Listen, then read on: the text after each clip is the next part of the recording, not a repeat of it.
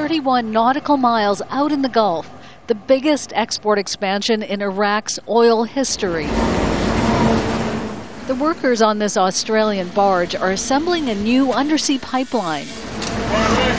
More than 3,500 segments of reinforced concrete and steel linked to a new above-ground pipeline, new storage tanks, and new loading points. The new pipeline replaces one that's 30 years old and so badly corroded it's being used at less than half its capacity. By the end of the year, Iraq will be able to export an extra 1.8 million barrels a day, more than double the current level from the Gulf. This is the BASRAH oil terminal. More than 80% of Iraq's oil exports come through here. There are tankers here heading for China and heading for South Korea. But because the pipeline is in such bad shape, it's going to take up to 4 days to load each of them.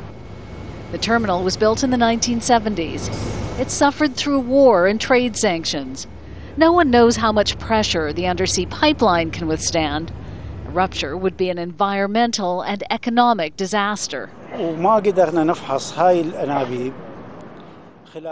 We couldn't examine these pipes within this period, so we don't know what exactly is its real condition. And that's why the pressure we're using now is less than the designed pressure, and that's why export capacity also dropped. These huge storage tanks at the FAO depot are part of the expansion project. Each one holds more than 1 million barrels of crude oil. They're building 24 of them. In the Gulf, workers are just a few days away from laying the first 44-kilometer segment of pipeline linking the shore to the BASRAH oil terminal. With the integrity of the pipeline laid in 1977 compared to the technology now, the thickness of the pipe, the concrete coating of the pipe, this one will outlast it 3 to 1.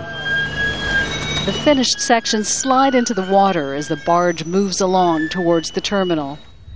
This is the first foreign construction vessel in Iraqi waters in 30 years. No longer shutting out the world, Iraq's oil industry is moving forward on its own terms and trying to put years of war behind it. Arraf, Al Jazeera, in the Gulf.